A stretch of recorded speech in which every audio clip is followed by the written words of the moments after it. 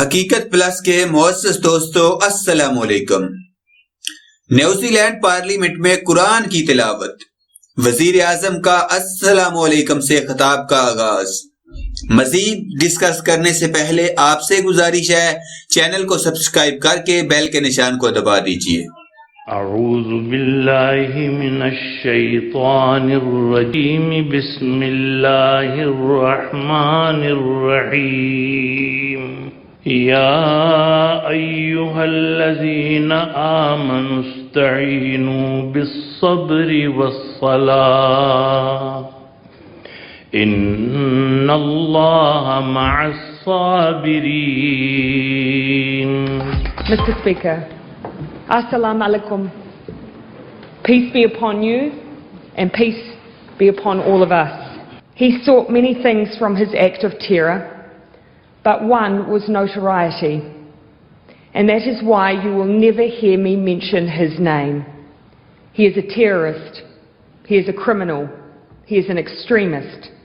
But he will, when I speak, be nameless.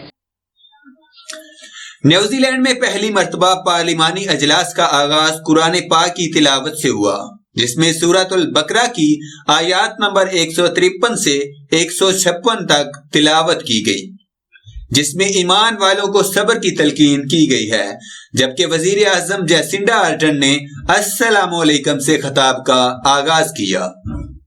New Zealand کی وزیر اعظم نے کہا کہ آپ مجھے کبھی اس دہشت گرد کا نام لیتے ہوئے نہیں سنیں گے۔ وہ ایک دہشت گرد ہے، مجرم ہے اور ایک انتہا پسند ہے، لیکن جب بھی اس کے حوالے سے میں بات کروں گی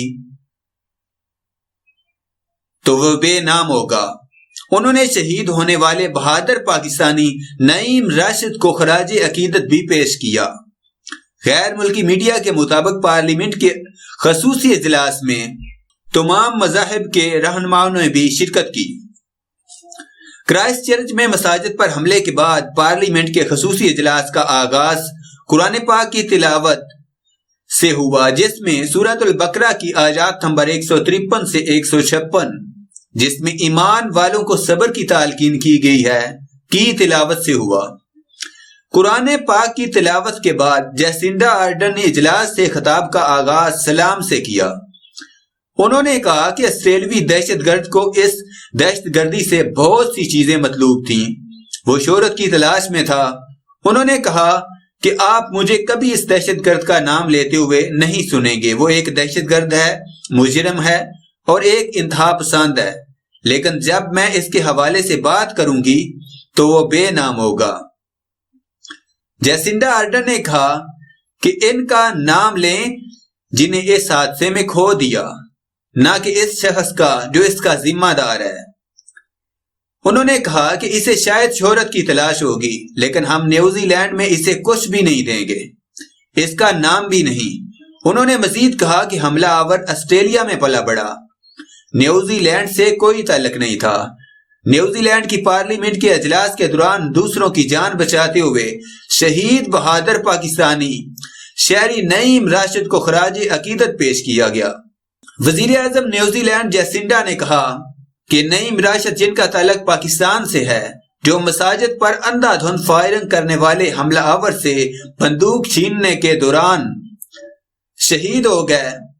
وزیر اعظم نے کہا کہ نعیم راشد نے مسجد کے اندر عبادت کرنے والے لوگوں کی جان بچانے کے لیے اپنی جان گنوا دی۔ انہوں نے مزید کہا کہ مساجد پر حملوں میں مرنے والوں کا تعلق اس مذہب سے تھا جو کشادہ دل کے ساتھ ساتھ سب کا استقبال کرتے ہیں۔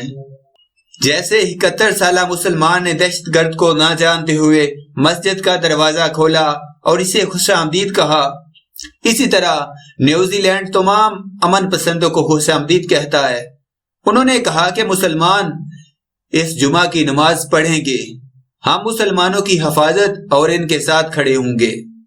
انہوں نے متاثرین کو یقین دہانی کروائی کہ انصاف کے تقاضے پورے اور دہشت گرد کو قرار واقعی سزا دی جائے گی۔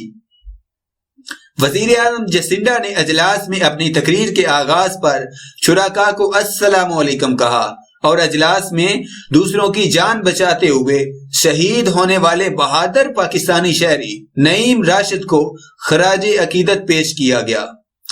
وزیر اعظم نے متاثرہ خاندان کو براہ راست مخاطب کرتے ہوئے کہا کہ ہم آپ کا غم نہیں جان سکتے، لیکن ہم ہر مرحلے پر آپ کا ساتھ دے سکتے ہیں۔